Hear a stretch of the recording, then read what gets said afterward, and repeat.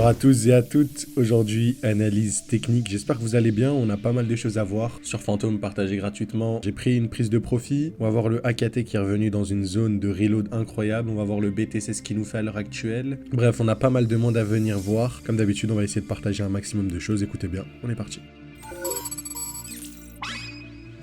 Donc, on se retrouve sur BTC, cette jolie trendline a été magnifiquement kidée. Par contre, on a créé comme des EQL à ce niveau-là, pareil sur mes deux charts. Par contre, on est venu casser ce high-là, ok? Qui pour moi montre quand même une reprise de force, mais c'est vraiment en LTF, parce que là, regardez, je suis en 4 heures. En 4 heures, ça ressemble pas à grand-chose, quoi. Si je vais en 1 heure, là, on voit que c'est un swing high à l'origine de la liquidation. Je vous avais parlé de comme une accumulation. Donc normalement, si du coup, c'est bel et bien une accumulation, je me trompe pas dans l'analyse, et pas juste un simple rebond dans la tendance baissière pour redescendre, on devrait avoir un low protégé à ce niveau-là. On devrait remonter. Donc là, on a stagné dans la FVG, c'est normal, mais en fait avec la réaction dans la FVG, malgré entre guillemets la chute, on n'a pas chuté énormément en réalité. Donc on est bien resté au-dessus de ces niveaux-là. Ça démontre que bon, la FVG, généralement en fait quand on revient dans la fair value gap, on continue la tendance à la baisse, tu vois. Regardez ici, on chute, on revient dans l'imbalance ici, donc il y a sûrement l'imbalance en HTF, on revient et boum, ça rechute direct, ok. C'est toujours pareil en réalité. Et dès que on casse un peu ce scénario-là, généralement c'est bon signe. Donc à ce niveau-là, on peut s'attendre du coup à ce que BTC puisse reprendre de la force. Et j'ai envie de vous dire, le gros signal en HTF, c'est si on regagne ce niveau-là. Je vais vous le mettre en gras. Si jamais on regagne ce niveau-là, là, ce sera vraiment un gros signal haussier et on va continuer en fait à aller plus haut. Mais en fait, quand je regarde sur BTC, on est quand même sacrément haut et ce niveau, c'est quand même les 72 000. Donc voilà, sur du court terme, je vous ai dit, on peut peut-être se baser sur cela et se dire que bon, bah à ce niveau-là, pas réellement des EQL, mais je ferai attention parce que voilà, il y a ce lot-là qui n'a pas été chassé, celui-là aussi.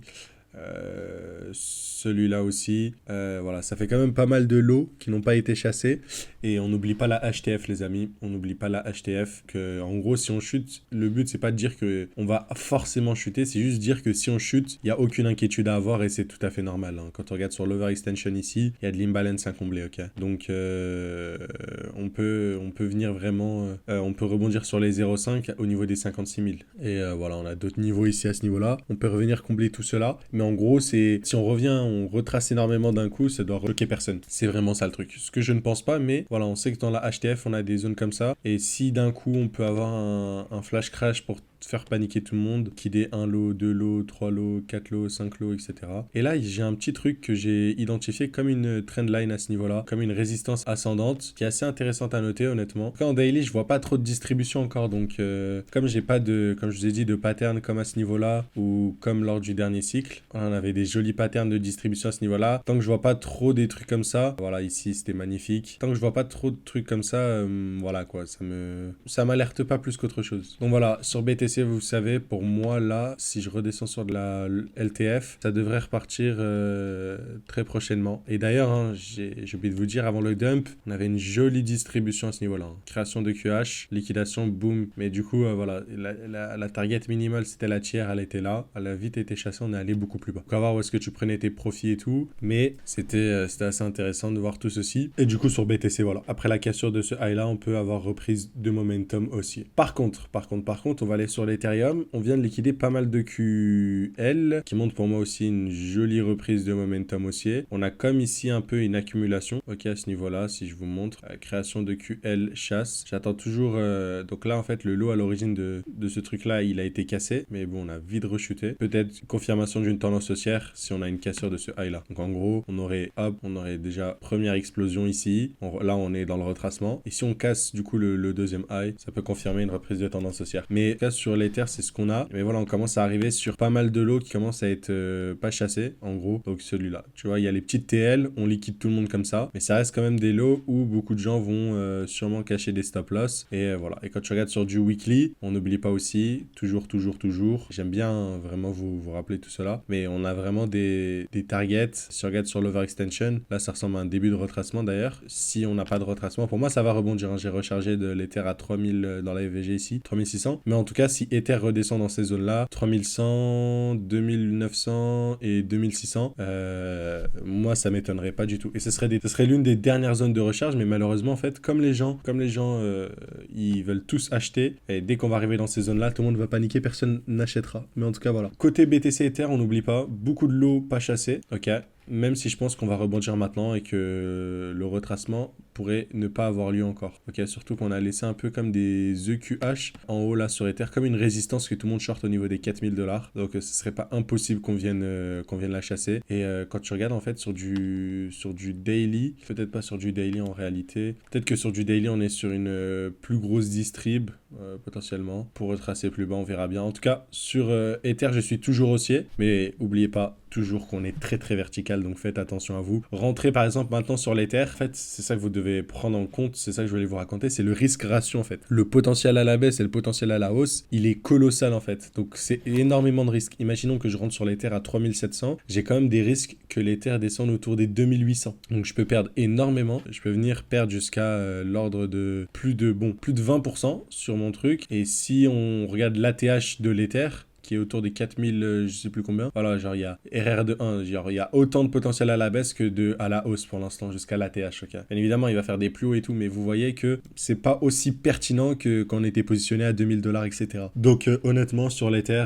voilà, au moins vous savez. Côté AKT, gros signal haussier en LTF cette fois, mais ça va, c'est en 4h, 5h. On a eu un retracement de cette extension, on est revenu magnifiquement bien dans cette demand, ok. Plus accompagné de cette demand, on avait une FVG, donc c'est magnifique, on a rebondi et direct après on a cassé ce high là pour moi qui est un gros signal haussier, donc on devrait repartir plus haut, ok. Jolie distrib, elle est envisageable celle-là, très très simple, on l'avait vu, on l'avait partagé, mais vas-y, c'était pas très clair pour se positionner en réalité, donc j'ai pas voulu, surtout que j'avais vu le potentiel là vraiment, il y avait un petit peu à venir gratter quand même, hein. Mais voilà, j'ai pas eu le temps, en plus mes AKT sont en stacking. Voilà, du côté AKT c'est assez intéressant de voir ça, on a bien retracé et voilà, c'était la dernière supply qu'on a cassé avec la mèche qui est un gros signal haussier, donc pour moi on risque d'aller encore plus haut en fait sur le AKT, peut aller chercher voilà les 8 $, voilà, d'ici quelques mois peut-être, mais ça semble vraiment reprendre du poil de la bête avec la cassure de ce high là, peut-être léger retracement, ce qui pourrait être pertinent, un retour dans l'imbalance ici, ok, retour dans cette imbalance et boum,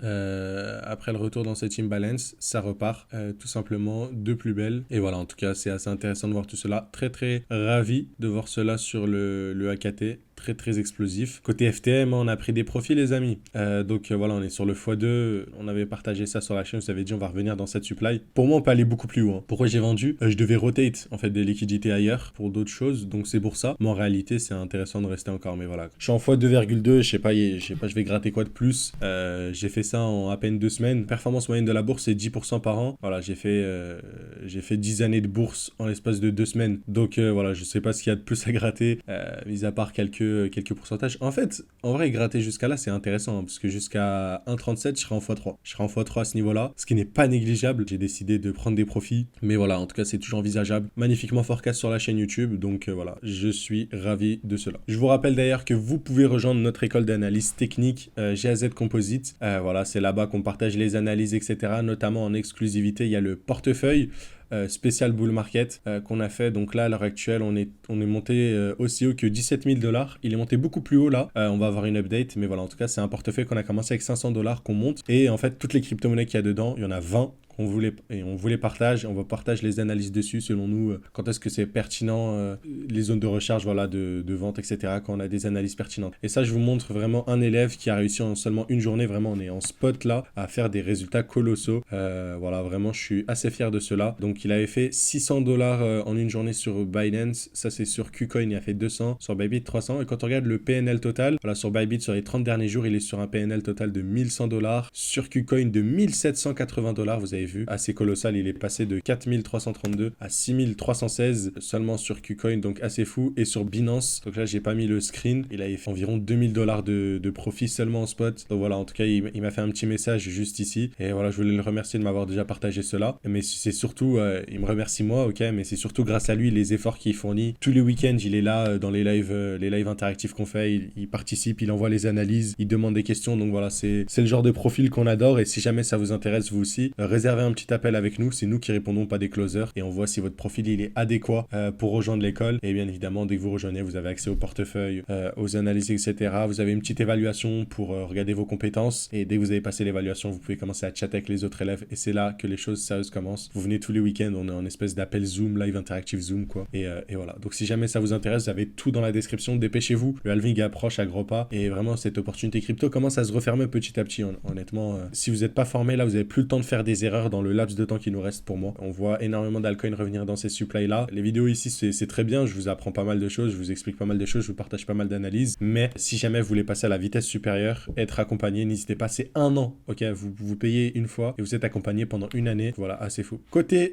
Celo, je voulais faire un petit point, donc pareil sur le Celo, il semblerait qu'on ait repris du poil de la bête avec la cassure de ce high là, voilà, c'est assez flou, est-ce qu'on a des EQL, pas EQL, on va voir. Donc là, on a cassé ce high là, on est revenu dans cette diamond là. Personnellement, je suis déjà rentré sur le Celo hein, depuis que je vous le raconte, je sais plus, je suis rentré à, je crois que c'était à ce niveau là, je pense, un truc du genre. Ouais, c'était à ce niveau là, sûrement que j'ai dû rentrer. En tout cas, je peux vous montrer le screenshot sur mon exchange, mais ouais. Donc Celo, je m'attends toujours à ce que ça explose dans tous les cas. Donc voilà, rien d'autre à dire du côté Celo. Route aussi, c'est ce que je joue sur le long terme, enfin moyen court terme, voilà. Avec les événements qui arrivent sur Route, je m'attends à une explosion de la sorte sur leur token dès qu'il y aura de l'utilité. À ce niveau-là, je pense que ça va être très très pertinent. Donc vous pouvez screenshot, faut faire ce que vous voulez. Mais voilà, en tout cas, c'est intéressant. Côté Polygon Matic, moi je m'attends toujours à une explosion du Polygon Matic. Je partagerai à mes élèves 2-3 petits trucs, mais voilà, en tout cas, sur Polygon Matic, c'est quelque chose qui m'intéresse énormément. Et voilà, tout simplement, donc c'est le genre de projet qui est très sous-coté. Malheureusement, en fait, il y a énormément d'investisseurs qui ont dû dump le token. En même temps, ils l'ont acheté à quelques centimes. Mais pour moi, je m'attends vraiment à ce que le x2 puisse être largement faisable. Côté Arweave, c'est un projet que je suis énormément. Donc voilà, j'ai acheté le bottom. Hein. J'ai acheté le bottom, ce trade-là. Je l'ai partagé sur Twitter. Malheureusement, je l'ai vendu en x3 le truc. J'en ai gardé un tout petit peu, mais genre tellement peu que voilà. Vous savez, si j'avais gardé ça, ça aurait été comme le Tao. Je pense que j'aurais pu m'arrêter là. J'avais plus besoin de participer à la suite du bull run. Je suis... Voilà quoi. Après, ils avaient rien annoncé de l'année. Ils avaient rien eu. Ça fait partie du jeu. Là, c'était un coup à la Tao, mais ils ont développé quelque chose d'assez ouf. Donc, juste pour vous rappeler, voilà, il y a de l'imbalance à ce niveau-là. On peut utiliser la 2 weekly pour noter tout cela. Ce que vous pouvez faire en réalité, c'est juste mesurer tout cela, vous allez voir, et voir quand est-ce qu'on arrive à 0,5. Pour moi, les zones de recharge sur Arweave, je dirais $30, c'est un seul psychologique, mais si on, voilà, 27, environ $27. Si on a de la chance, 23, ce que je ne pense pas, mais si jamais on a énormément de chance, on revient dans l'accumulation du bear market, voilà, cet accu, on aurait un Arweave à $17. Ça sera assez fou. Pour viser quoi? Voilà, les multiples sont pas élevés, ok, sur Arweave. Donc voilà, à prendre avec des pincettes, mais en tout cas, voilà, moi, c'est les zones de recharge si jamais ça vous intéresse. Je vais faire un petit point sur Theta aussi, les amis. Après, on coupera cette vidéo. Hein. J'ai bien raconté ma vie, je pense. Mais après, j'ai l'impression que vous aimez de plus en plus les vidéos. Je vois beaucoup de monde qui regarde, etc. Donc, ça me fait plaisir. Voilà, côté Theta, on avait une jolie distrib à ce niveau-là. Création de QH. Ok, joli COS à ce niveau-là. La tiers se retrouve dans cette zone-là. En plus, c'est comme un peu des EQL. Donc, il est possible qu'en réalité, on ait un Theta qui puisse tout simplement revenir un peu plus bas. J'ai envie de vous dire... là depuis ça, voilà, on pourrait avoir une belle chute pour venir chercher et confirmer la distrib. Est-ce que je peux avoir un truc en plus HTF, voilà. Pour moi, avec la FVG là, c'était un bon endroit pour se placer. Voilà, toujours pas comblé. Et en fait, le problème, c'est qu'il y a trop de mèches, en fait, pour avoir des FVG. Quand tu montes en plus haut de time frame, voilà, c'est pas très clean. Mais voilà, en fait, c'est exactement le genre de truc, des fois, bah, ok, on sait que ça va descendre, mais est-ce que si je mets mon stop loss aussi haut et je mets ma prise de profit là, ça vaut le coup? Le RR de 1,33, non, c'est nul. Même si je rentre là au COS, bah, des fois, si c'est trop loin, il n'y a pas trop de target basse, bah, c'est nul. Ça sert à rien du tout. Donc n'oubliez jamais cela. Des fois, ça sert à rien forcément de toujours prendre des trades comme ça inutiles avec un mauvais risque. Je voulais vous parler de Rune, une valeur que je voulais entrer en portefeuille, que je n'ai pas pu rentrer, mais je l'ai suivi. C'est toujours la même chose, les amis. Vous êtes attiré par les trucs qui explosent et les trucs qui n'explosent pas. Vous n'êtes pas attiré par cela. Mais je vous ai dit, vous prenez toujours un Fibonacci. On va exploser, ensuite on va retracer et ensuite on va repartir la plupart du temps à chaque fois. Ok, à chaque fois. Généralement, et voilà, sur le Rune, on était encore dans cette phase de consolidation. Et on n'a pas eu le retest, ok, parce que voilà. Mais en fait, si tu te bases sur ton Fibonacci, c'est comme si on avait le retest de la zone de... Vous vous rappelez ce que je vous parlais dans la vidéo d'hier? Généralement, on accumule, on explose, on a un léger retracement et ensuite, on explose encore plus, tu vois. On va de manière beaucoup plus verticale. Là, c'est ce qu'on a eu. Bah, en fait, soit tu rentres dans la phase ici, où tu te poses pas trop de questions, à tout moment ça explose, et je vais vous partager des cryptos qui sont dans cette zone-là. Soit tu attends la confirmation de l'explosion, et tu rentres sur le retracement au niveau des 0,5, 0,6, 1,8. Si t'as pas d'entrée, bah c'est pas grave, tu passes à autre chose. Mais voilà, ça c'est typiquement moi ce que je tente de faire. Et là, à l'heure actuelle, pour moi, parmi tous les alts qu'il y a beaucoup d'alts qui sont, voilà. Pour moi, Matic, on est toujours dans sa zone d'accumulation, pour moi. Voilà. On a aussi le Atom. Pour moi, le Atom, il va mettre une claque à tout le monde dans l'année. Bon, on est venu liquider la jolie trendline. Mais pour moi, Atom, on est toujours vraiment dans cette phase. Bon, on est revenu dans ce bloc-là, mais on peut prendre en fait, pour moi, toute cette phase-là, c'est une phase, voilà, ennuyante. Si je monte par rapport au top, voilà, quoi. C'est une phase qui est ennuyante. Pour moi, on va fracasser l'ATH sur Atom. On va le fracasser, vraiment. Et voilà, on est toujours dans cette phase-là. Pareil sur Matic, c'est toujours très peu. Pareil, Polygon sur Polkadot, ok. On accumule vraiment dans la zone-là. Hop, on sort de la zone, confirmation, on retrace. Ensuite, on repart. Toujours pareil. Vous prenez n'importe quoi. On prend Vous vous rappelez, hop, on a partagé parfaitement le ICP. Bon, là, c'est en train de consolider. Mais voilà, quoi. Hop, dès que tu casses, c'est là où les choses sérieuses commencent. Donc, si tu arrives à trouver un alt qui est toujours dans cette zone-là, c'est magnifique. Genre, si tu regardes le Philcoin, voilà, on est très bas. Après, il y a énormément d'inflation. Il y a d'autres facteurs à prendre en compte, mais voilà. Pareil sur... je vais enlever le mode logarithmique puisque ça fausse tout. Pareil sur le NIR. On revient dans la zone d'accumulation. Ok, donc la zone d'accumulation, c'est tout ça. Voilà, on casse à la hausse en cassant ce high-là. Boum, on reteste et ensuite on explose de manière verticale. Toujours. Donc voilà, trouvez une alt dans vos trucs. Et voilà, et c'est pour ça que moi je joue le Celo. Parce qu'en fait, on est toujours dans ce bloc-là, en fait. On est toujours dans ce bloc-là, on vient à peine de sortir. On vient à peine. Je pense qu'on peut même, tu vois, on peut même mettre le truc là-dedans. Mais vraiment, pour moi, voilà, dans la zone très plate. Et d'un coup, ça explose. C'est toujours comme ça. Voilà, ce sera tout pour cette vidéo. J'espère qu'elle vous aura plu. N'oubliez pas de vous abonner. Je vous dis à très vite, les amis. Ciao.